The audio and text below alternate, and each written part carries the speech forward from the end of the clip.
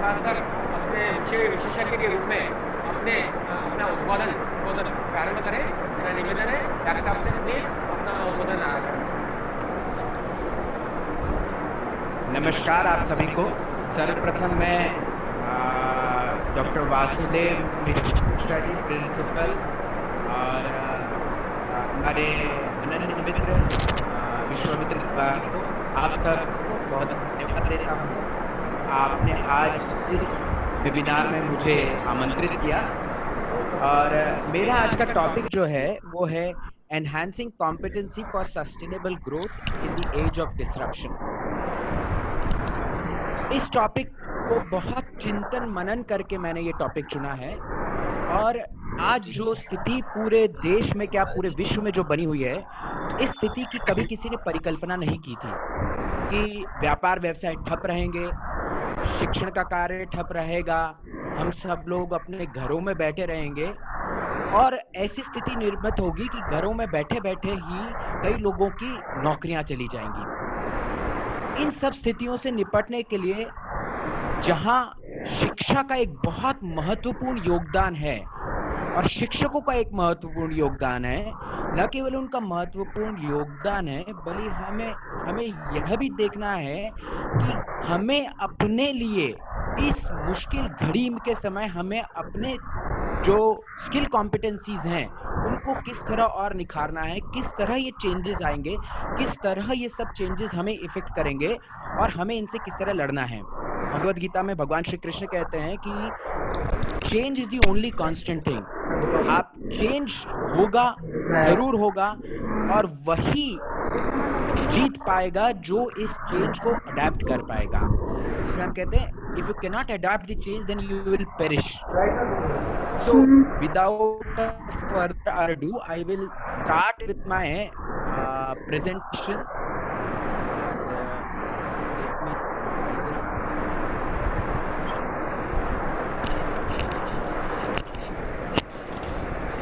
Okay, आपको screen दिख रहा है? सर प्लीज आप अपना वीडियो स्टार्ट कीजिए। Visible to everybody? सभी को स्क्रीन दिख रहा है? No sir. मैंने अपना वीडियो स्टार्ट कर दिया है, अब दिख रहा है? Okay sir, screen is visible now. अब दिख रहा है आप लोगों को?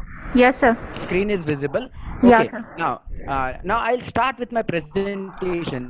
See, Albert Einstein, the famous scientist, had once said that the significant problems that we face today, cannot be solved with the same level of thinking we were at when we created them. ये जो problems आज खड़ी हुई हैं, इन्हें अगर हमें solve करना है तो हमें एक अलग लेवल पर सोचना पड़ेगा, क्योंकि कहीं ना कहीं ये सब प्रॉब्लम्स हमारी ही खड़ी की गई हैं। और अल्बर्ट आइंस्टीन के इस वक्तव्य के साथ, इस कोट के साथ मैं आज की अपनी चीजें शुरू करना चाहूंगा। पहले हम पूरी सोसाइटी, जो हमारा समाज है, उसके वातावरण पर जरा एक नजर डालें। आज ग्लोबलाइजेशन, लिबरलाइजेशन और प्राइवेटाइजेशन का जमाना है। कम्युनिज्म और सोशलिज्म की कोई बात नहीं करता है, लेकिन यह भी एक निर्विवाद सत्य है कि सोशलिज्म, समाजवाद, कम्युनिज्म एक बार फेल हुआ है, लेकिन पूंजीवाद तो सदियों में कई बार फेल हुआ है। 2008 में फेल हुआ है और अभी जो फेल हो रहा है वह भी पूंजीवाद ही कहीं ना कहीं फेल हो रहा है। ग्लोबल चैलेंजेस जिस तरीके से बढ़ रहे हैं, न केवल आर्थिक क्षेत्र में, सामाजिक क्षेत्र में, पर्यावरण के क्षेत्र में, जिस प्रकार के ग्लोबल चैलेंजेस आज हम फेस कर रहे हैं, ऐसे ग्लोबल चैलेंजेस से निपटने के लिए हमें एक अलग ही लेवल का थॉट प्रोसेस चाहिए। टेक्नोलॉजी जिस गति से आज डिस्ट्रप्शन कह रही है, आज फेसबुक और व्हाट्सएप ने जहां हम लोगों को एक दूसरे से जोड़ा है, जहां इंस्टाग्राम ने हम लोगों को एक दूसरे से जोड़ा है, लेकिन इसके जो साइड इफेक्ट्स आ रहे हैं सोसाइटी पर, वह भी देखने लायक हैं। और इस सब के बीच में जो हायर एजुकेशन है, हायर एजुकेशन को एक नए सिरे से सोचने की आवश्यकता है। इस ग्लोबलाइजेशन के माहौल में, इन चैलेंजेस के माहौल में हमें पूरे हायर एजुकेशन में, जिसमें हमें शिक्षक होने के नाते स्वयं के बारे में भी सोचना है और हमें सोचना है हमारे विद्यार्थियों के बारे में भी, कि हम उन्हें किस प्रकार इन आने वाले चैलेंजेस के लिए तैयार करें। एक पैराडाइम शिफ्ट हुआ है पूरी सोसाइटी में, जिसे मैं 5 C's के रूप में कहना चाहता हूं। ये 5 C जो हैं, कम्युनिकेट, कनेक्ट, कम्यूट, क्रिएट और कंज्यूम, ये पांचों सी किस तरीके से चेंज हुए हैं, और इनको ही चेंज होने में कोई बहुत अधिक समय नहीं लगा है। ये पिछले 2 दशकों में जिस प्रकार से, और ये 5 सी हमारी सोसाइटी, हमारे आज के रहन सहन को पूरी तरह से वो करते हैं। तो पहले कुछ समय में क्या चेंज हुए, उन चेंज ने हमारे ऊपर क्या इफेक्ट किया है, और किस तरह हम उसे मैनेज करना चाहिए, क्या स्किल्स कॉम्पिटेंसीज हमें चाहिए, मैं उस पर बात करूंगा। कम्युनिकेट। एक जमाना था जब एसटीडी पीसीओ की लाइनें हुआ करती, आज कहीं भी आपको एसटीडी पीसीओ एक फोन बूथ कश नहीं दिखता है। हमारा कम्युनिकेट करने का पूरा तरीका बदल गया है। आज हर व्यक्ति के हाथ में, चाहे वो अमीर से अमीर हो चाहे गरीब से गरीब हो, के हाथ में एक मोबाइल फोन है, और उस फोन के थ्रू वो दुनिया में कहीं भी बात कर सकता है। गया वो जमाना, वासुदेव मिश्रा जी को सर को याद होगा, एक जमाना था जब ये कॉल हुआ करते, शाम को 7 बजे के बाद आधे होंगे और रात को 10 बजे के बाद बंद हो जाया करेंगे। लेकिन आज कोई भी व्यक्ति एक फोन करने के पहले ये नहीं सोचता है कि इसमें कितने पैसे लगेंगे। एक टोटल पैराडाइम शिफ्ट हुआ है जिस तरीके से हम कम्युनिकेट करते हैं। कनेक्ट, हम पहले एक दूसरे के घर जाया करते, जो खत्म हो गया है। ये हमारा पूरा एक दूसरे से कनेक्शन का तरीका बदल गया। इस कनेक्शन के तरीके ने जहां हमें लोगों के करीब तो लेकर आया, लेकिन साथ में लोगों से एक पर्सनल टच पर बहुत दूर ले गया। आज मुझे यह मालूम है कि अमेरिका में मेरा बैठा फ्रेंड क्या कर रहा है, वो रोज की दिनचर्या भी मुझे मालूम हो सकती है फेसबुक या व्हाट्सएप पर, लेकिन मेरा उससे आत्मीयता का कनेक्ट कहीं चला गया है। कम्यूट, आज हम में से कोई भी तांगा रिक्शा में कम्युनिकेट नहीं करता है। एक फोन पर हमारे लिए बड़ी से बड़ी गाड़ी अवेलेबल होती है। हमारा कम्यूट करने का, इधर एक जगह से दूसरी जगह जाने का तरीका बदल गया है। पहले एक ट्रेन का रिजर्वेशन लेने के लिए आपको लाइनों में लगना पड़ता था, आज आप घर बैठ के अपना ट्रेन का रिजर्वेशन लेते हैं। आज फ्लाइट्स जो है वो ट्रेन से ज्यादा सस्ती हो गई है। आज जिस गति से हिंदुस्तान में फ्लाइट के यूजर्स बढ़ रहे हैं, वह दुनिया में सबसे ज्यादा रैपिड ग्रोथ के साथ बढ़ रहे हैं। क्रिएट, पहले हम कैमरा, एक कोडैक का कैमरा, कोडैक कंपनी बंद हो गई है, उसका दिवालिया आ गया है। पहले क्रिएट करने का तरीका हमारा, हम कैमरे से क्रिएट करते हैं। आजकल हम हर व्यक्ति के हाथ में कैमरा है, और कैमरा भी इस प्रकार के कि जो पुराने जमाने के कैमरे थे उनको भी हमने कहीं पीछे छोड़ दिया है। कंज्यूम, गए वो दिन जब लोग वीसीआर सीडी प्लेयर्स पर देखा करते थे, आज हर व्यक्ति अपने फोन पर लेकर चलता है जिसमें वो लाइव स्ट्रीमिंग के थ्रू देख रहा है। तो इन 5 चीज ने हमारी पूरी दुनिया बदल दी है। जिस तरीके से ये चेंज आए, और ये चेंज बहुत जल्दी आए हैं, ये चेंज पिछले 20 वर्षों में आए, जिस गति से ये चेंज आए हैं वो एक ट्रिमेंडस गति है। और इन गति से हमने अपने आप को, सौभाग्य की बात है कि ये गति से हमने अपने आप को मैनेज किया है। लेकिन भविष्य जो है, फ्यूचर इज वेरी डिफरेंट। क्यों? क्योंकि अब एक नए लेवल पर जा रहे हैं, और वो है ऑटोमेशन। हम बात करते हैं ऑटोमेटेड गाड़ियों की, हम बात कर रहे हैं आज रोबोट्स की। इन सब चीजों से जो है अनएम्प्लॉयमेंट बढ़ने वाला है, जॉब्स कम होने वाले हैं, और आपके जो स्किल सेट आज हैं वो skill set in future irrelevant हो जाएंगे। आप ये मान के चलिए, गए वो जमाने जब मैं इन्हें एक डिग्री हासिल कर ली, सिविल की एक डिग्री हासिल कर ली, और उस सिविल की डिग्री पे मैं पूरी जिंदगी अपनी निकाल सकता था। आज मैं किसी भी क्षेत्र में क्यों ना हूं, देखिए पिछले 3 महीनों में हम में से कई लोग जो जूम, वेबएक्स, गूगल मीट्स वगैरह इस्तेमाल नहीं करते थे, हम सब लोगों ने गूगल मीट्स वगैरह इस्तेमाल करना शुरू। हमने अपने स्किल सेट को एक नए लेवल पे लेकर गया। तो अगर आप ये सोच रहे हैं कि आपके पास कुछ स्किल सेट हैं और उन स्किल सेट के बदले में आप पूरा जीवन निकाल लेंगे, नहीं, फ्यूचर बहुत डिफरेंट है। और फ्यूचर उसी का है जो अपने स्किल सेट्स को और अपने एक्सपीरियंस को, एक्सपीरियंस इज नॉट कि 20 साल से जो मैं गलती कर रहा हूं उसी को आगे और 10 साल कहूं तो वो मेरा एक्सपीरियंस है। एक्सपीरियंस वह होगा किस प्रकार मैं अनलर्न करके नई चीजों को लर्न करूं। I have to unlearn old skills and start learning new skills. So future is very different. Now what is different in the future? इस फ्यूचर में क्या डिफरेंट होगा?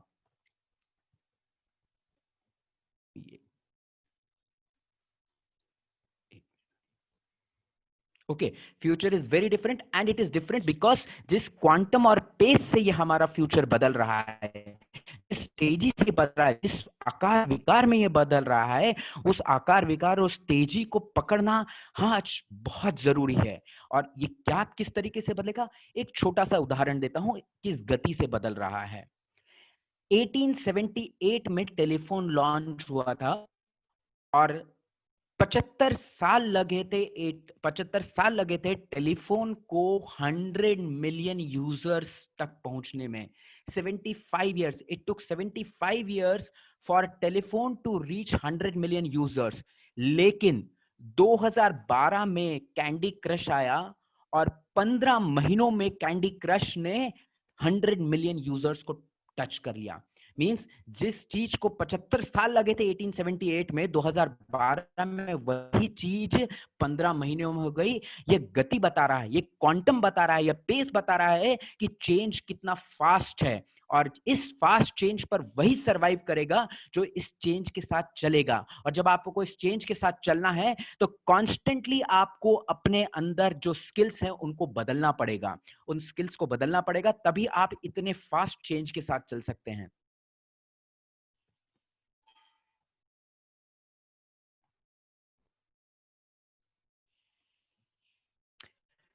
अब जो फ्यूचर है उसको ड्राइव करने वाली चीजें कौन सी होंगी? Automation, human computer interface. हाँ, आज मैं सुबह उठता हूं, अपने कंप्यूटर अब एलेक्सा को कहता है, एलेक्सा मुझे सुंदरकांड सुनाओ। एलेक्सा, मुझे कुछ नहीं करना है, सिर्फ अपना एक वॉइस कमांड देना है और एलेक्सा मुझे सुंदरकांड सुनाने लग जाता है। Robots are taking place everywhere. दुनिया के हर जगह रोबोट्स आ रहे हैं। अभी हाल ही में मेरे एक रिश्तेदार, उनकी लड़की जर्मनी से आई, वो एक रोबोट लेकर आई जो घर का पूरा साफ सफाई झाड़ू पोछा सब करता है और ऑटोमेटिकली उसी जगह जाके खड़ा हो जाता है जहां उसे चार्ज होना है। So robots are going to change the world. और जब रोबोट्स आएंगे तो ह्यूमन बींग्स इररिलेवेंट होंगे, ह्यूमन बींग्स इररिलेवेंट। और आप एजुकेशन में देखिए, सोफिया नाम की रोबोट जिसको सऊदी अरब ने अपनी नागरिकता दी है, वो सऊदी अरब और दुनिया भर की यूनिवर्सिटीज में जाके लेक्चर ले रही है। ये बात हमें नहीं भूलनी है कि जो ऑटोमेशन की प्रोसेस है ये हायर एजुकेशन में आएगी।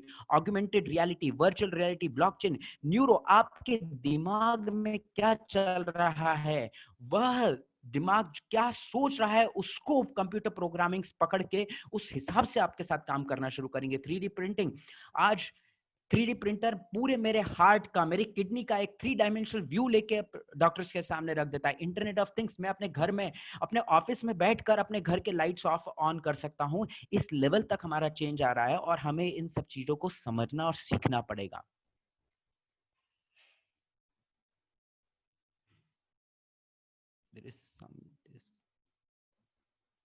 So what is the future of work? Future of work होगा 3 लोगों का, वर्कफोर्स और वर्क प्लेस। इन 3 लोगों पे हमें अपना पूरा फोकस करना है कि काम क्या होगा, वर्कफोर्स क्या होगा और वर्क प्लेस, तीनों चीज बदलने वाली है। The what, who and where of work is going to change. और ये द व्हाट, हु और वेयर हमारे फ्यूचर को डिसाइड करेगा, क्योंकि क्या काम करना है उसके लिए हमें क्या स्किल सेट चाहिए, हमारा वर्कफोर्स कैसा होगा। आज मैं हिंदुस्तान में बैठ के 10 अलग अलग नेशनैलिटीज के लोगों के साथ काम कर सकता हूं, और जब मैं 10 अलग अलग लोगों की नेशनैलिटीज के साथ, 10 अलग अलग देशों के लोगों के साथ काम करना है मुझे, तो मुझे 10 लोगों के, अलग अलग लोगों के साथ किस प्रकार मेरा व्यवहार होगा उसके ऊपर भी बात करना है। वर्क प्लेस, आज हम सब अपने घर से बैठकर काम कर रहे हैं। Gone are those days that we had to go to office. Okay, office concept ही खत्म हो जाएगा in few years to come. Artificial and automation will lead the change. जैसा मैंने पहले कहा, 2005 से 2019 के बीच में जिस गति से रोबोट्स की संख्या बढ़ी है, जिस गति से रोबोट्स की सेल्स बढ़ी है, 2019 में इट वाज अराउंड 600,000 रोबोट्स बिके हैं पूरे दुनिया में। और ये टोटल जो जितना भी दुनिया भर में काम हो रहा था उसका करीबन 14% आज की तारीख में रोबोट्स कर रहे हैं। और ये वो काम थे जो कल ह्यूमन बीइंग्स करते थे। इट मींस 14% वर्कफोर्स रोबोट्स ने गायब कर दिया है, 14% अनएम्प्लॉयमेंट रोबोट्स ने बढ़ाया है। और वो पूरा जो चेंज हुआ है उससे, वो पूरे चेंज मैनेजमेंट का 32% रोबोट्स चेंज लेकर आए हैं। और ये रोबोट्स ऐसा नहीं है कि ये हाई एंड एरियाज में काम कर रहे हैं, ये रोबोट्स हर एरिया में काम कर रहे हैं, चाहे वो एडमिनिस्ट्रेशन हो, कस्टमर सर्विस हो, फाइनेंस का हो, एचआर हो, लॉजिस्टिक्स हो, मार्केटिंग हो, मिडिल स्टाफ, कोई सा भी एरिया हो। रिसेंटली मैं आपको एक एग्जांपल बताता हूं, जापान में एक होटल खुला है और उस होटल में एक भी ह्यूमन बीइंग नहीं है, एक भी इंसान नहीं है, उस पूरे होटल को मैनेज कर रहे हैं रोबोट्स। गेस्ट के अराइवल से लेकर गेस्ट के डिपार्चर तक सारी जिम्मेदारियां रोबोट्स निभा रहे हैं। जब पहली बार ये होटल खुला और वहां के लोगों से पूछा गया, उनसे रिव्यू पूछे, तो उनका कहना था कि the robots are far better than human beings. Robots जिस लेवल की सर्विसेज हमें दे रहे हैं, उस लेवल की सर्विस हमें ह्यूमन बीइंग्स नहीं दे रहे हैं। सबसे बड़ी बात, और उसमें एक बहुत इंटरेस्टिंग बात की, परेशानी क्या हुई उन लोगों को कि कई क्लाइंट जब रात को सोते थे तो उनकी खर्राटों की आवाज सुन के भी रोबोट्स चले आते थे, वो इसको भी कमांड मान लेते थे। बट ओवरऑल जो level of services, precision, accuracy, satisfaction जो रोबोट्स दे रहे हैं, वो ह्यूमन बींग्स नहीं दे पा रहे हैं। और इसलिए अब हमारा कंपटीशन मेरे कॉम्पिटिटर से नहीं है, मेरा कॉम्पिटिटर एक ह्यूमन बीइंग मेरे साथ में काम करने वाला नहीं है। हो सकता है कल को मेरा कॉम्पिटिटर कोई एक रोबोट हो। मींस आपको अपने स्किल सेट को रोबोटिक लेवल्स तक लेकर जाना पड़ेगा। न्यूअर जॉब्स जो हैं, वो नए जॉब्स दिन पर दिन आएंगे, दिन पर दिन। और जिस तेजी से पुराने जॉब्स इररिलेवेंट हो रहे हैं, जिस तेजी से नए जॉब्स आ रहे हैं, पुराने जॉब्स मार्केट से बाहर जा रहे हैं, और नए जॉब्स जो आ रहे हैं उसकी गति इतनी तेज है जिसकी कि हम कल्पना नहीं कर सकते थे। आज से 5 साल पहले किसी ने यह नहीं सोचा होगा कि डेटा डिटेक्टिव नाम की भी कोई जॉब रोल होगा। आज से 5 साल पहले किसी ने नहीं सोचा होगा कि फिटनेस कमिटमेंट काउंसलर नाम की कोई पोस्ट होगी, वर्चुअल स्टोर शेपरा, हाईवे कंट्रोलर नाम की शॉप्स होगी। जिस तेजी से ये देश बदल रहा है, जिस तेजी से दुनिया बदल रही है, आप ये मान के चलिए कि आज आप जो जॉब कर रहे हैं, कल को वो जॉब इररिलेवेंट हो जाएगा। उसका मैं एक क्लासिक एग्जांपल आपको देता हूं। वोल्वो की बस चलाना एक स्किल माना जाता है कि जो वोल्वो की बड़ी बड़ी बस है जिसमें हम इंदौर से भोपाल वगैरह जाते हैं, वो बड़ी बस चलाना एक स्किल माना जाता है। ड्राइवरों को कई महीनों की ट्रेनिंग दी जाती है उन बसों को चलाने के लिए। वोल्वो ड्राइविंग 2 साल 5 साल बाद वो ड्राइविंग स्किल रिडंडेंट हो जाए। जैसे मैंने कहा कि आज टीचिंग एक स्किल है, हम लोग क्लास में जाके पढ़ा रहे हैं, कल को हो सकता है अब सब कुछ ऑनलाइन होगा, सब कुछ रोबोट्स मैनेज करेंगे, सब कुछ कंप्यूटराइज्ड होगा। सो हमारा जो आज मेरा जो टीचिंग स्किल है वो रिलेवेंट हो सकता है, आपका ड्राइविंग स्किल रिलेवेंट हो सकता है। जिस तरीके से ऑटोमेटेड कुक आ रही है, आप आज शेफ है, आज कुकिंग स्किल है, वो कुकिंग स्किल रिलेवेंट हो सकती है। What is most important is that आपको क्या नए जॉब्स आ रहे हैं, आपका जॉब लाइफ साइकिल आपको मालूम होना चाहिए। आप जिस जॉब में हैं वो कितने साल तक चलेगा, उसके इररिलेवेंट होने की क्या प्रोबेबिलिटी है। और इससे पहले कि वन फाइन मॉर्निंग आप अपने को पाएं कि आज मेरा जॉब इररिलेवेंट हो गया है, आज मैं जॉब से बाहर हो गया हूं, आपको नए जॉब की तैयारी करनी पड़ेगी। और नए जॉब की तैयारी आपको तभी कर सकते हैं जब आप अपने स्किल सेट्स को मैनेज करेंगे। सो दिस पेस से जॉब्स, नए जॉब्स आ रहे हैं, जिस पेज से हर जॉब्स इररिलेवेंट हो रहे हैं वो बहुत तेजी से हो रहा है। सो आपको अपने जॉब की लाइफ एक्सपेक्टेंसी को ट्रैक करते रहना है। टैलेंट पैरामीटर्स और ऑर्गेनाइजेशंस बदल रहे हैं। एक बहुत इंपॉर्टेंट कंसेप्ट जो अब आया है वो गिग इकोनॉमी। गिग क्या है? मैं एक जॉब नहीं करूंगा, मैं 10 जॉब करूंगा, मैं 4 जॉब करूंगा। मैं यूनिवर्सिटी में जाऊंगा 11 बजे से 1 बजे तक पढ़ाने के लिए, सुबह 11 बजे मैं पर्सनल ट्रेनर बन के किसी जिम में काम करूंगा, 1 बजे बाद मैं एक ट्रैवल एजेंसी में बैठूंगा, और शाम को मैं किसी बार या पब या क्लब जाके मैं पियानो बजाऊंगा। Now I am not a single talent oriented worker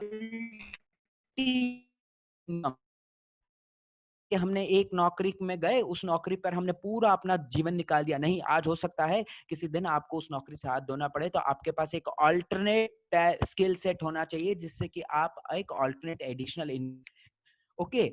interesting facts and figures जो 2018 में आए हैं, हिंदुस्तान में 8% लोग ऐसे हैं जो गिग इकोनॉमी पे, गिग वर्क पे काम कर रहे हैं, वो कॉन्ट्रैक्चुअल काम कर रहे हैं, वो फुल टाइम जॉब नहीं कर रहे हैं। 8% लोगों के लिए गिग वर्क जो है मेन सोर्स ऑफ वर्क है, और 31% लोगों के लिए एडिशनल सोर्स ऑफ वर्क है।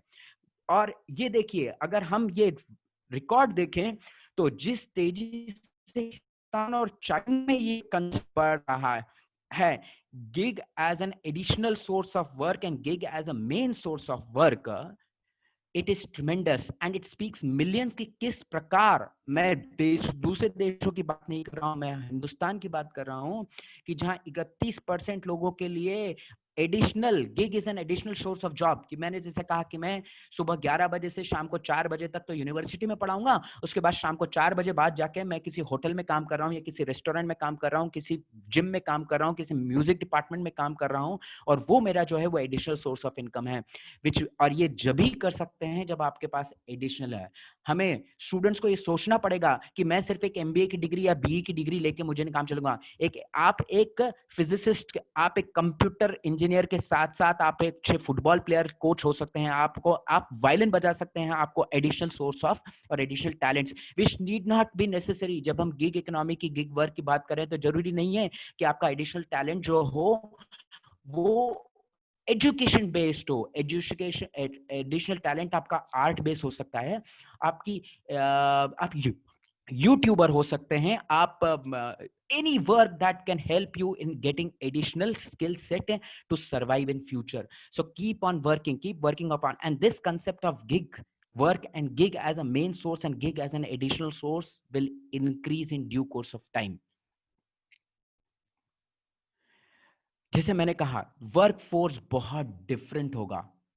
एक बहुत इंटरेस्टिंग मैं आपको चीज बताता हूं, जो रिसर्च हुई है 2007 में, और 2007 के बाद जितने बच्चे पैदा हुए हैं उनमें से 50% बच्चों की लाइफ एक्सपेक्टेंसी 100 साल से ज्यादा होगी।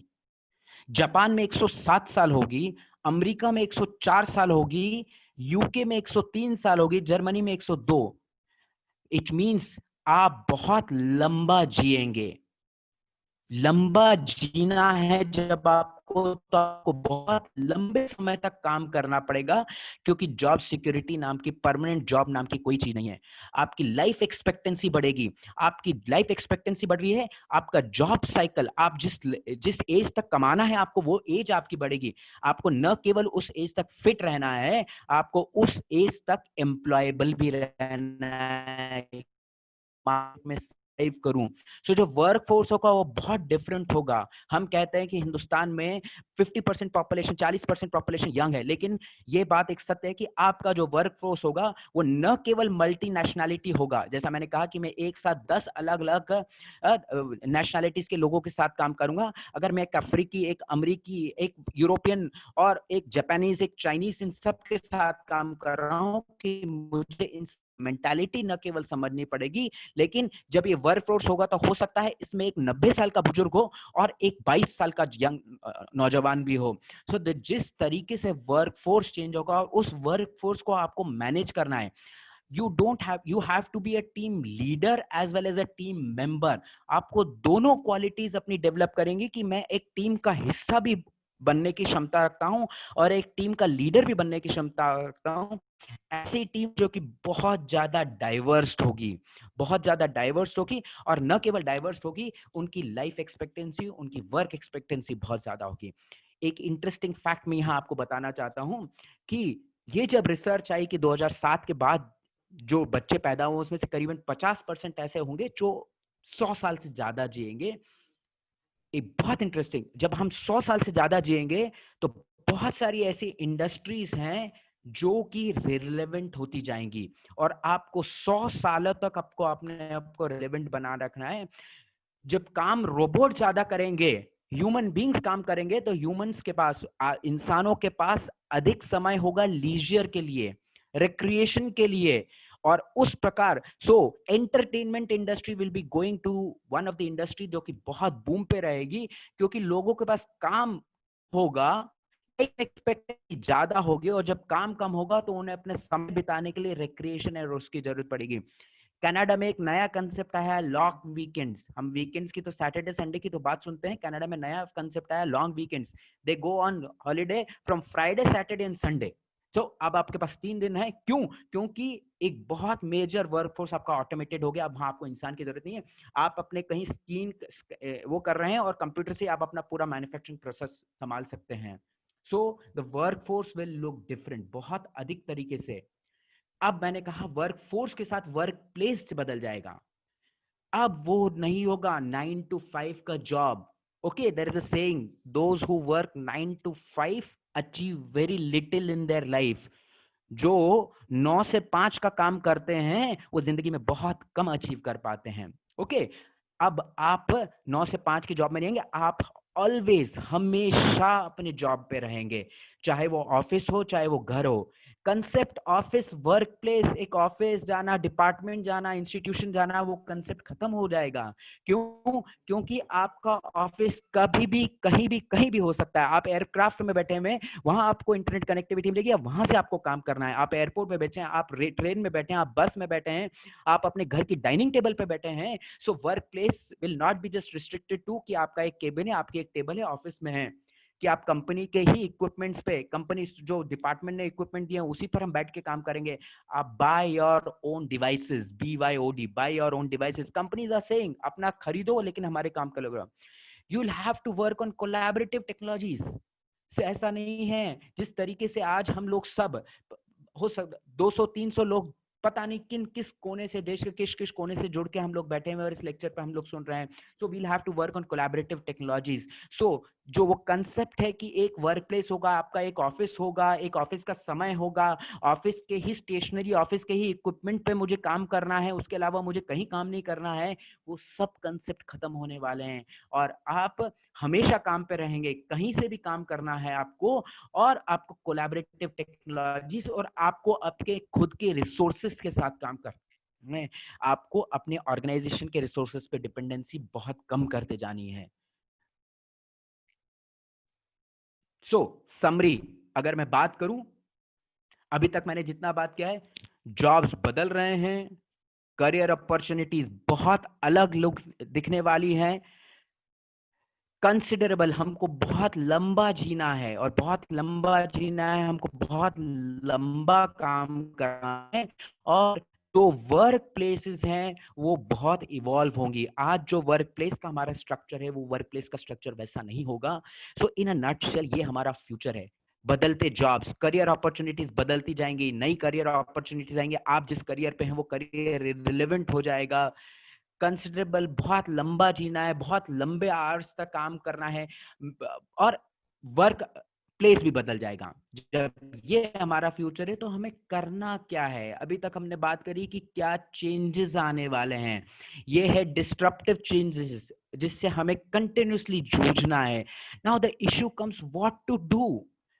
इस सब से हमें निपटना कैसे है? इस सब से हमें, मुझे अपने अंदर ऐसे क्या क्षमताएं डेवलप करनी है कि जो भी होने वाला है, जो कि आगे और बहुत तेजी से होने वाला है, 10 साल 15 साल में जो होने वाला है, उस सब से मुझे कैसे अपने आप को करना है।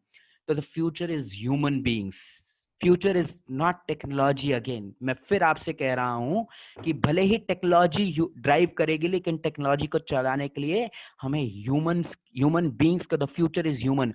आपको मानव संवेदनाओं को, मनुष्य को समझने की बहुत जरूरत है। आपका एक बहुत इंपॉर्टेंट चीज है क्रिटिकल थिंकिंग। लैक करते हैं हम हिंदुस्तानी, हम क्यों नहीं क्रिएटिव हो पा रहे हैं, क्यों नहीं क्यों हम नई चीजों को डेवलप नहीं कर पा रहे हैं?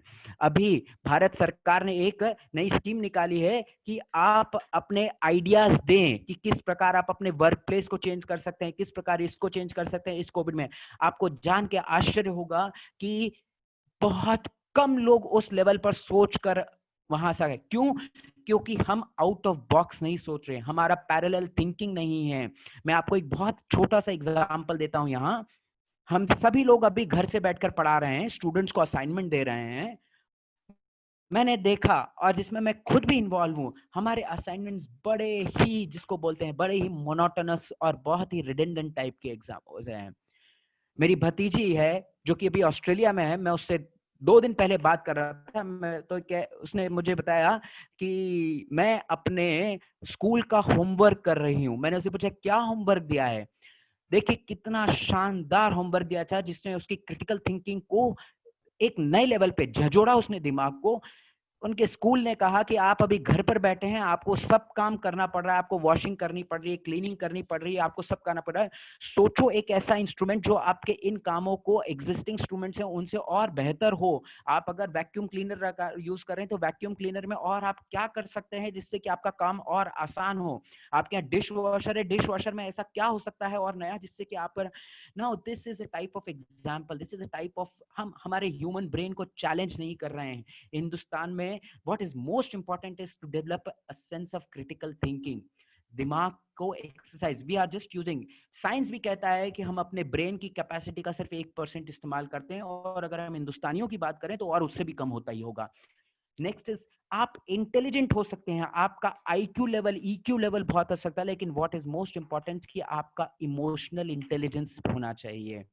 आप लोगों के इमोशंस को समझकर, बिकॉज जब तक आप लोगों को नहीं समझ पाएंगे, आप अपने वर्कफोर्स पर इमोशंस को नहीं समझ पाएंगे, लोगों के साथ नहीं कर पाएंगे, क्योंकि जब वर्कफोर्स बदलेगा तो मुझे एक चाइनीज के इमोशंस को भी समझना है, मुझे एक जापानीज के इमोशन को भी समझना है, एक रशियन के इमोशंस को भी समझना है, मुझे अमेरिकन के इमोशन को समझना है, मुझे एक 90 साल के व्यक्ति के थॉट प्रोसेस और 22 साल के लड़के या लड़की के थॉट प्रोसेस के साथ काम करना है, तो मुझे दोनों के इमोशंस को समझना होगा और उसमें एक बैलेंस करना पड़ेगा। मेंटरिंग और टीचिंग, हम स्टूडेंट टीचर में ये मेंटरिंग और टीचिंग, हमारा टीचिंग हो गया है, मेंटरिंग गायब हो गया और टीचिंग भी सिर्फ क्लासरूम टीचिंग हो गया है। We have not been able to become true mentors of our students, we have become tutors. हम अध्यापक रह गए हैं, और अध्यापक एक बहुत छोटा कंसेप्ट है जब हम गुरु की बात करते हैं। जो हमारे हमारे पुराने जमानों में गुरुकुल व्यवस्था, गुरुकुल परंपरा थी, वहां गुरु की रिस्पॉन्सिबिलिटी अपने विद्यार्थियों के ओवरऑल डेवलपमेंट की होती थी। वो कंसेप्ट चला गया है। आज हम जो वेस्टर्न कंसेप्ट हो गया tutor and taught, teacher and taught के रिलेशनशिप में आ गए हैं, इसको हमें कहीं बदलना पड़ेगा। हमें मेंटरिंग और टीचिंग कंसेप्ट के ब्लेंड को निकाल के एक नए लेवल पे लेकर आए। We have not been able to go for counselling. Counselling के लैक में जो युवा हैं वो अपने मार्ग से भटक रहा है, और ये काउंसलिंग करने की जिम्मेदारी उन लोगों की है जो हायर एजुकेशन में है, जो उन लोगों की, हम टीचर्स की इंपॉर्टेंस आ रही है। मैंने आपसे ऑलरेडी बात करी क्रिएटिव या इंटेंसिंग। जब आपके क्रिटिकल थिंकिंग होगा तभी आप क्रिएटिव हो सकते हैं, और जब आप क्रिएटिव होंगे तभी आप लोगों को इन्फ्लुएंस कर सकते हैं। इट इज नॉट दैट कि अगर आप आज, अगर एप्पल हम सबको इन्फ्लुएंस करता है, क्यों? क्योंकि एप्पल के इंजीनियर्स की क्रिटिकल थिंकिंग थी, उन्होंने क्रिएटिविटी की, और इस प्रकार उन्होंने पूरी दुनिया को इन्फ्लुएंस करके रखा हुआ है। So the future lies in human. हमें अपने ह्यूमन स्किल्स, जो कि पर्सनल स्किल्स है, मैं यहाँ टेक्नोलॉजिकल स्किल्स की बात नहीं कर रहा हूँ, क्योंकि टेक्नोलॉजिकल स्किल्स को अक्वायर करना बहुत आसान है, लेकिन ह्यूमन स्किल्स को अक्वायर करना, उन्हें कंटिन्यूअसली डेवलप करना, करते रहना, ये बहुत ज्यादा जरूरी है। और अनफॉर्चुनेटली हम आज टेक्नोलॉजिकल स्किल्स पर बहुत ज्यादा ध्यान दे रहे हैं, और हम ह्यूमन स्किल्स पर फोकस हमारा नेग्लिजेंट होता जा रहा है, इवन इन हायर एजुकेशन और हमारे पर्सनल लेवल पे भी। मैं टेक्नोलॉजी से तो बहुत अच्छा हो गया हूं, लेकिन मैं अपने कलीग्स के साथ जिस प्रकार से मुझे व्यवहार करना है, उसको कैसे समझना है, अपने स्टूडेंट्स को किस तरह से काउंसिल करना है, किस तरह से मेंटर करना है, क्या क्रिएटिविटी उनमें डेवलप करनी है, उसमें मैं बहुत कहीं पिछड़ रहा हूँ। So first and most important is कि we have to think about our human skills. Okay, next is navigate an agile career. आपका करियर पाथ जो है वो बहुत बहुत डेलिकेट हो गया है। एक जमाने में 3 स्टेज मॉडल की हम बात करते थे कि आपने एजुकेशन ली, आपने नौकरी में चले गए, नौकरी करते करते आप रिटायर हो गए। आज की तारीख में आपको, आपका जिसका हमको बोलते हैं लाइफ स्टाइल प्लानिंग कहते थे, हमें करियर प्लानिंग की जो बात करनी है, वो करियर प्लानिंग हर स्टेज पर एक दूसरे से सारे जो आपके स्टेप्स एक दूसरे से इंटरैक्ट करेंगे। मिड करियर में 40 साल 45 साल की उम्र में भी हो सकता है मुझे वापस कॉलेज जाना पड़े कि कुछ नए स्किल सेट करें। So the life is multi stage, life is not a single 3 stage model नहीं है, लाइफ मल्टी स्टेज हो गया है। मैं अपने एम्प्लॉयमेंट के साथ साथ एजुकेशन भी करते जाऊं, और साथ में सेल्फ एम्प्लॉयमेंट के लिए भी मुझे सोचना है।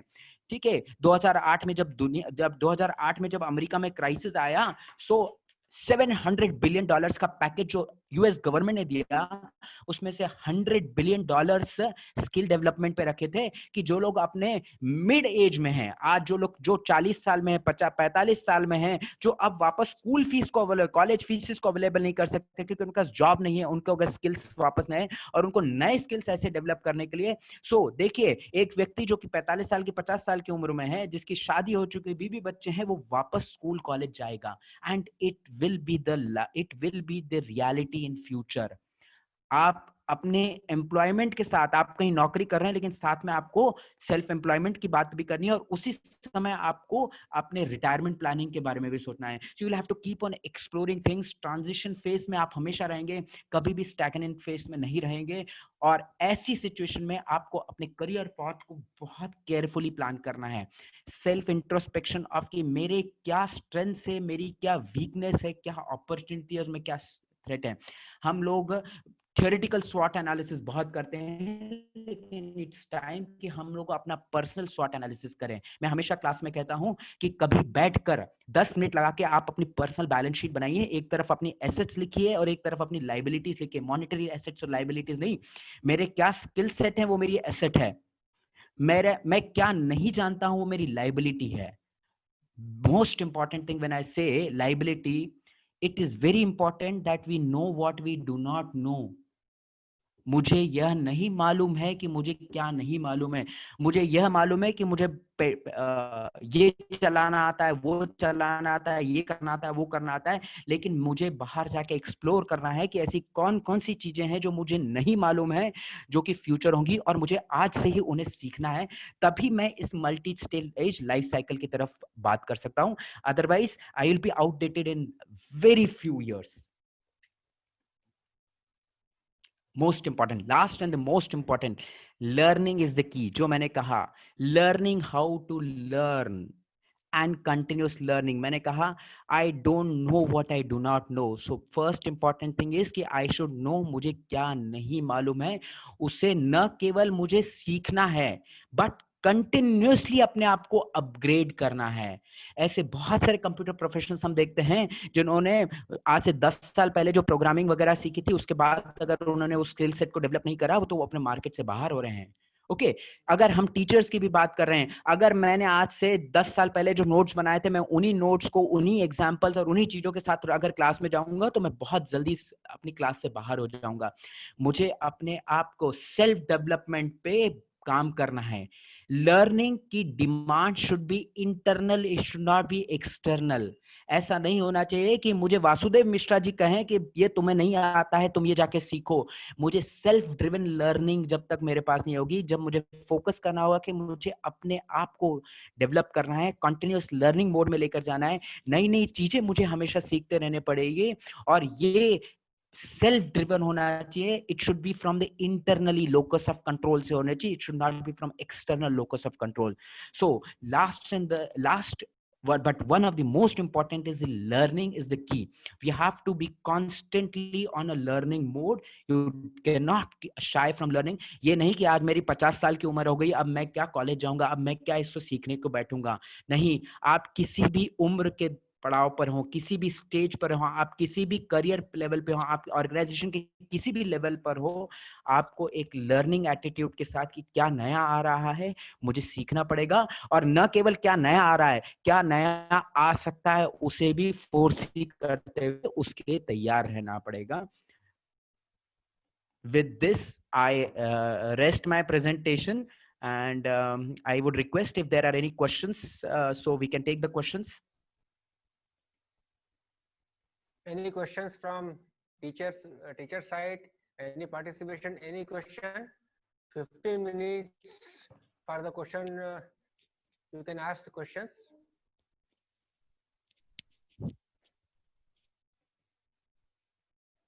Well, when there are no questions, there is only two things. या तो सब समझ में आया या कुछ नहीं समझ में आया.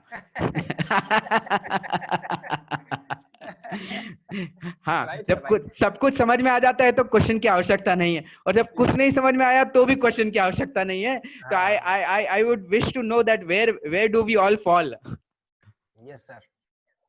Sir, जी sir, Vivek sir. Kapil sir, good morning. I am Dr. Good. Vivek Uprit. अरे गुड मॉर्निंग सर, आपसे बहुत पुरानी जान पहचान है, बताएं सर। जी Sir, कैसे हैं आप? मैं बिल्कुल बढ़िया हूँ जी सर। जी जी. Sir, I have a question regarding the same. It was a really nice session, sir, and thank you Vasu sir and even the team of Cloth Market Professional Studies to arrange such a fantastic webinar.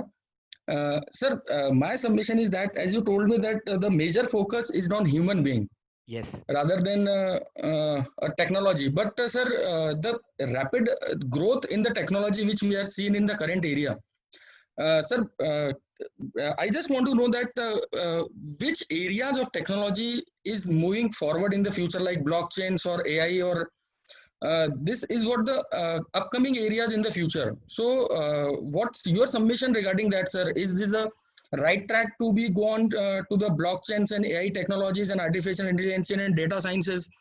So, what your submission regarding that, sir? Actually, I just want to know about this. हाँ विवेक sir, I must say it is a very very relevant and very good question. Means I always tell one thing: don't go by when you have to select a stream. Okay, Right, sir. don't go by what is trending in the market, because what is trending today may not live for another 10 years. Go and look at what is your skill set. Artificial intelligence एक बहुत अच्छा area है, लेकिन क्या मेरे internal skill set, क्या मेरी personal capacity उस पर काम करने के लायक है या नहीं। हो सकता है मेरी पर्सनल कैपेसिटी किसी और एरिया पे काम करने जाए। जब मैं स्किल सेट की बात कर रहा हूँ, अनफॉर्चुनेटली हम कह रहे हैं कि स्किल सेट हम सिर्फ टेक्नोलॉजी की तरफ बात कर रहे हैं, एक हम उसमें से बाहर निकले। मैं आपको एक बहुत छोटा सा एग्जांपल देता हूँ। आज की दुनिया में लोगों को अच्छे कॉर्पोरेट कम्युनिकेशन वाले लोग नहीं मिल रहे हैं। So even communication is an area where you can develop your skill set. So जब हाँ, now this personal communication का आपका जो internal skill है, मुझे मालूम है, मुझे मेरी अंग्रेजी भाषा या हिंदी भाषा पे मेरी बहुत अच्छी पकड़ है। I may not be good at technology, but what I can do, let me go ahead and improve my personal communication skills to the extent कि जहां मैं उससे एक लेवल पे जाके टेक्नोलॉजी से ब्लेंड करके वो कर सकूं।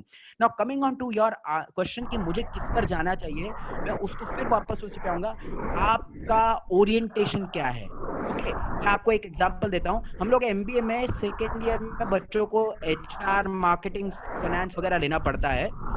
फाइनेंस इज ऑलवेज एवरग्रीन, ठीक है। लोग, क्योंकि फाइनेंस की जब जॉब मिलती है तो उसका जो पैकेज होता है वो मार्केटिंग के पैकेज से ज्यादा होता है।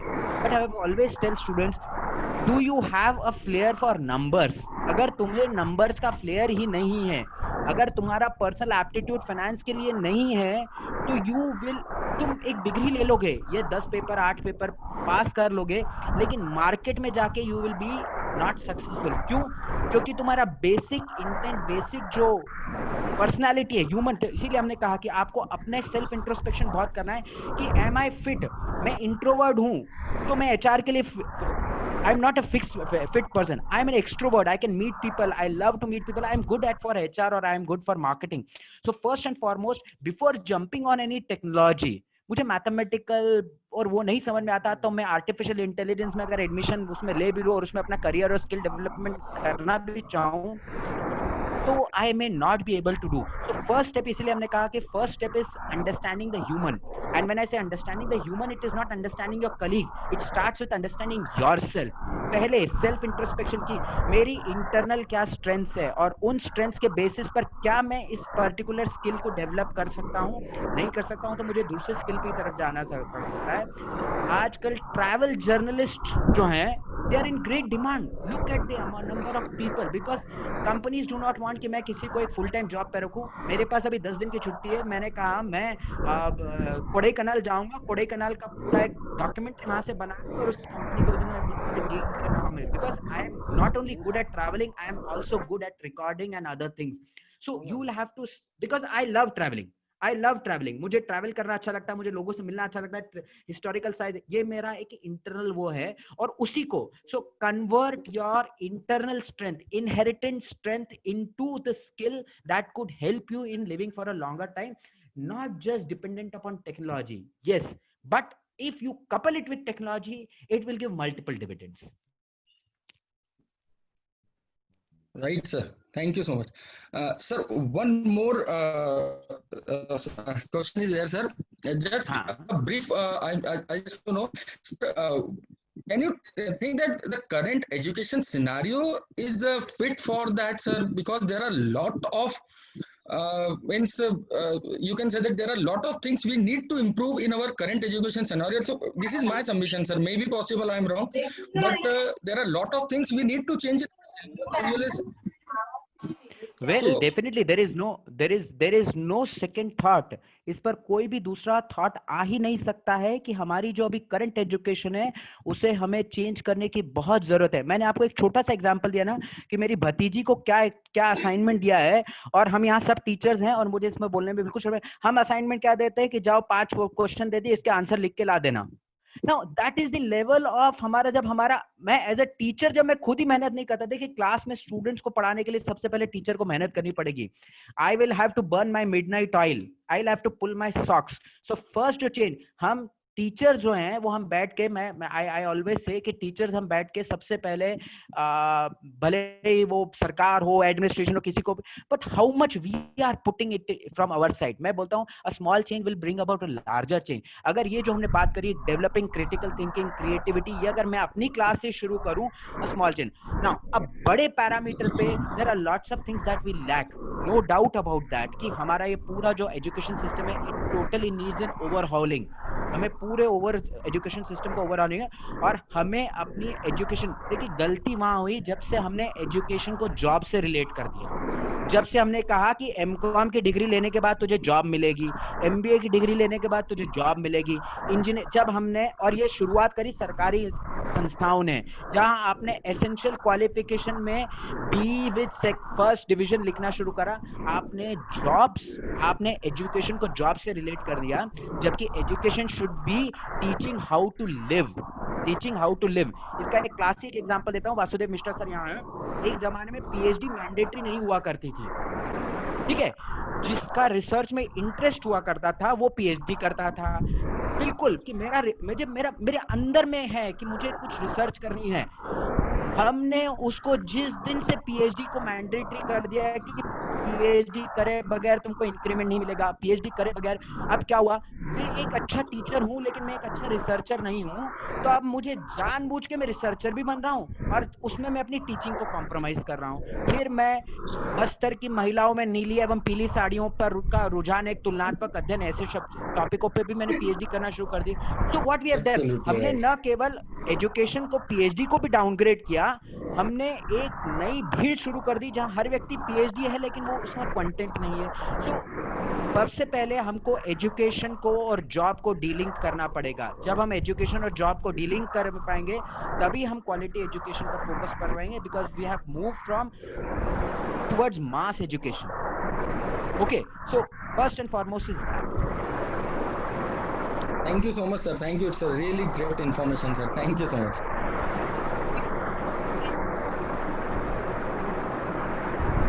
Anyone else for the Can question? I ask one question? Yes. Yes, ma'am. I want to ask. Sir, good morning, Kapil sir. Good morning, madam. I have two questions in my mind right now. That in the present scenario, we all know that the lifestyle pattern has changed, and we are dependent on more of technical skills and robotics and online learning, right? But don't you think that in the near future, this will have a detrimental impact on the physical and mental health of the human beings? This is my first question. And second thing which I want to ask, that as you said that multitasking is going to increase. Now, what I think that multitaskers are more stressed and less focused. That is my observation. So these 2 points I want to discuss. Ma'am, first, पहले मैं आपके दूसरे question का जवाब पहले देना चाहूंगा. And I am very happy कि आपने इस प्रश्न को उठाया. It has come from a female. Okay, I will tell you one thing. I have, females are the best multitaskers. Okay, आप मतलब आप, मैं, आप, I am not telling you in particular, in person, Yeah, in general. महिलाओं को Yeah. देखें, वो एक हाथ में मोबाइल फोन पर अपनी माताजी से बात कर सकती है, दूसरे हाथ में से सब्जी बना सकती है, और दोनों परफेक्ट होगी। Yes. और उनकी But, एक आंख छोटे बच्चे पर लगी रहती है। Now what I'm saying, now do you call it as a disadvantage or it is an advantage? I think I am more concerned about the youth. Like we are discussing about the coming generation. Yes. So the youth, as you said, that they will go to the college, then they will go to gym for the instruction and all. Absolutely. So the youth mind is not that focused. So this will lead to more of stress and mental issues in that them. is where as teachers हमारा role बढ़ जाता है, जो मैंने आपसे बात कही कि counselling and mentoring. Yeah. Okay, that is where आपका और हमारा रोल, जो कि हमें, मैंने आपसे वही कहा ना, हम लोग टीचर्स हो गए, we are not counsellors and mentors. और बिलीव मी, ये जो मल्टीटास्किंग है ये बढ़ेगा। मैं आप लोगों को पढ़ा रहा हूं और शाम को मैं किसी प्रोडक्शन हाउस के लिए वीडियो एडिटिंग का काम करता हूं।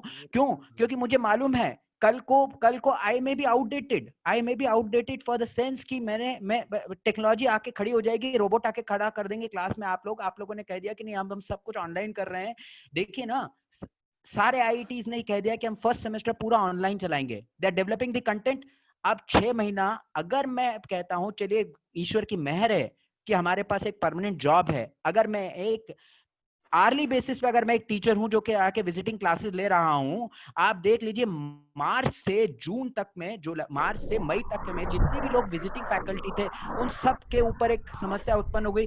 Suddenly they are out of work. ऐसे समय अगर उनके पास कोई एडिशनल स्किल सेट है, सो दे विल सर्वाइव।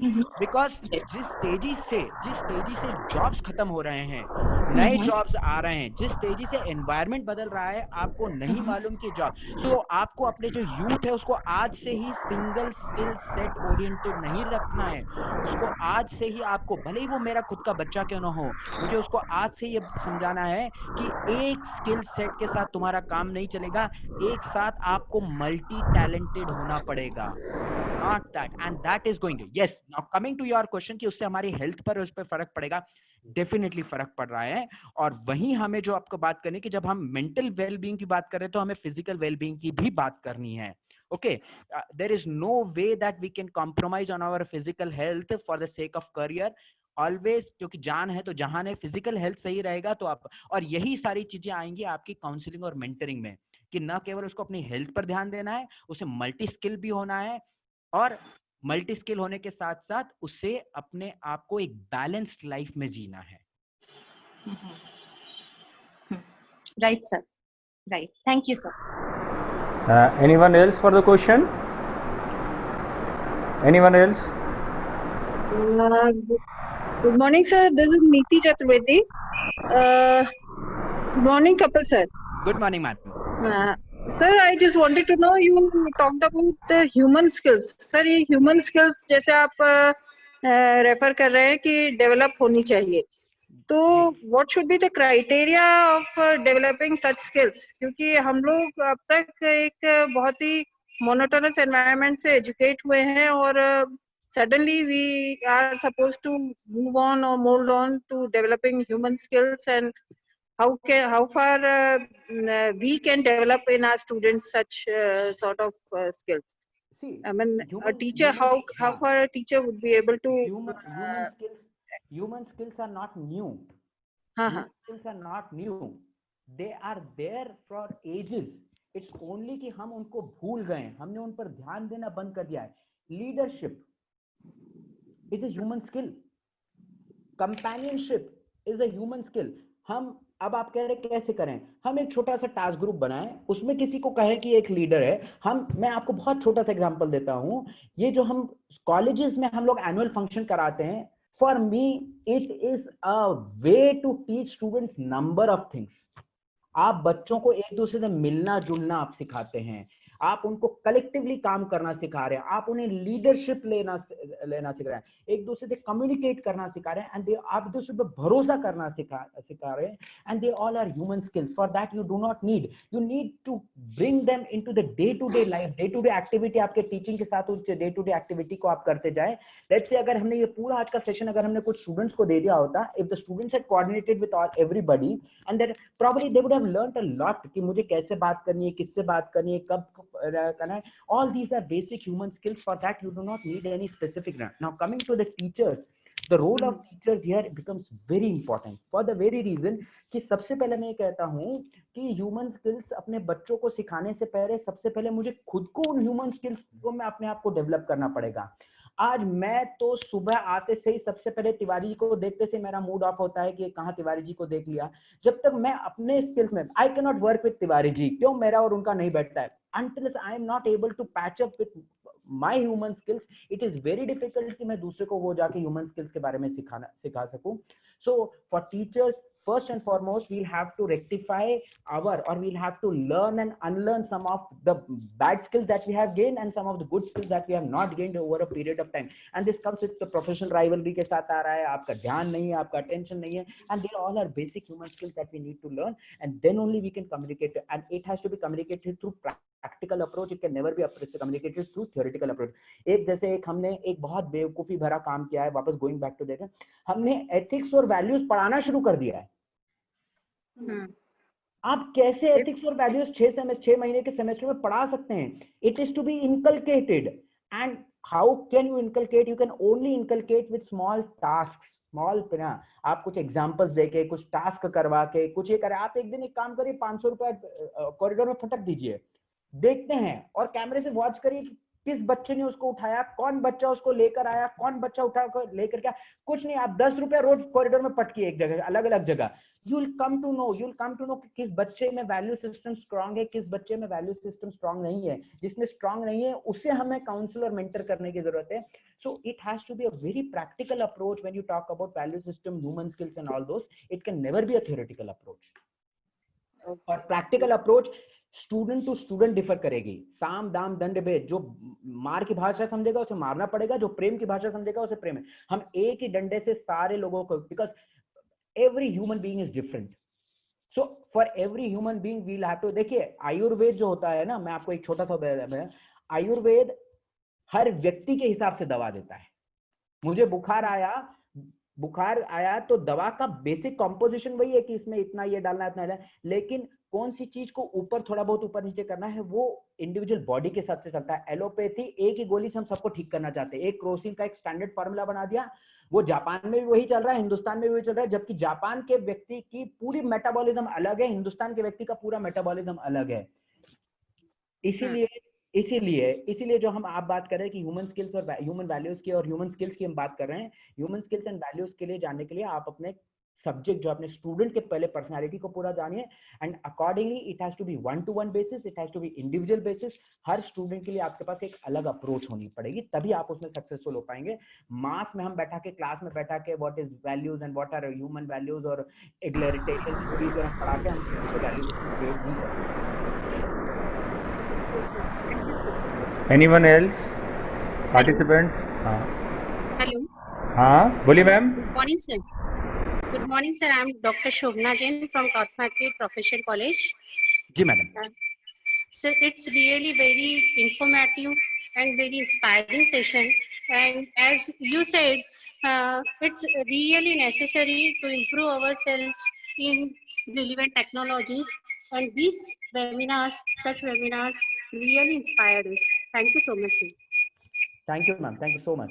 थैंक्स तो आपको मिश्रा सर को और तिवारी जी को और आपके पूरे मैनेजमेंट को देना चाहिए, those who have taken such. And मुझे बता रहे थे आप लोगों ने इसको 10 दिन का पूरा means you have rope up, इतने सारे मतलब लोगों को रोप अप करना, सबके सेशन प्लान करना. It is really a mammoth task and it is highly appreciate. Hats off to all of you. आप सभी पूरी टीम को हैट्स ऑफ. 13 so much. 13 तारीख तक की बुकिंग है सर, पूरी कंप्लीट. सर आप तो 2020 खेल रहे हैं. बिल्कुल. Sir, it's necessary.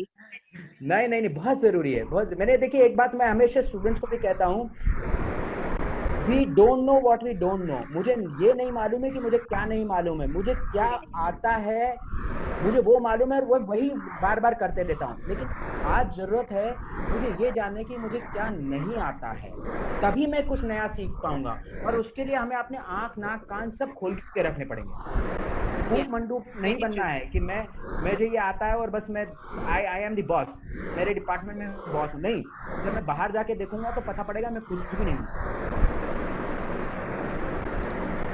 Very true. Anyone else? Participant? Anyone else for the question? Participants? Sir, so can we end this? Kapil sir?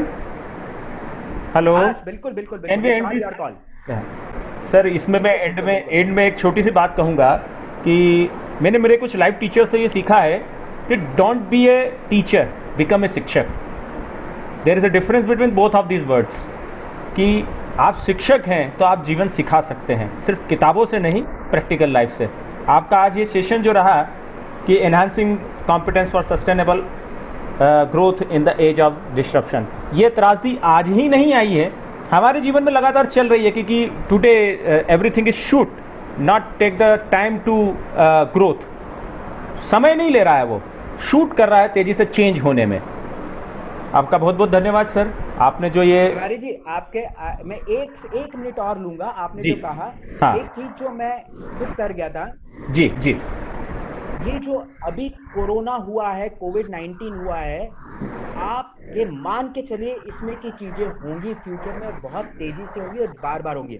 मैं एक छोटा सा एग्जांपल देता हूँ। पहले इस प्रकार की जो महामारियां, हैजा हुआ, स्वाइन, ये स्पेनिश फ्लू हुआ, ये 50 साल 100 साल बाद हुआ करते थे। अभी हुआ है तो 100 साल बाद होगा, 50 साल बाद होगा। लेकिन आप देखिए ये इस प्रकार के वायरसेस का अटैक होना, पेंडेमिक्स का आना, ये बहुत फ्रीक्वेंट हो गया है। कुछ समय पहले निपा आया था, उसके पहले एक स्वाइन फ्लू आया था, उसके पहले बर्ड फ्लू सार्स आया था।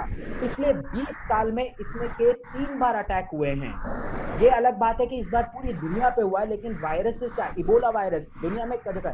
तो इस प्रकार की घटनाएं बढ़ेंगी और हमारे लिए ये चैलेंजेस बार बार आएंगे। तो आपको हमेशा अपने टोज पर रहना है, बिकॉज ह्यूमन का जो बॉडी है वो वायरस के रेजिस्टेंस पे कमजोर होता जा रहा है और वायरस अपना रेजिस्टेंस बढ़ाता जा रहा है। तो these things will occur in future much more rapidly. Sir I am agree with you sir.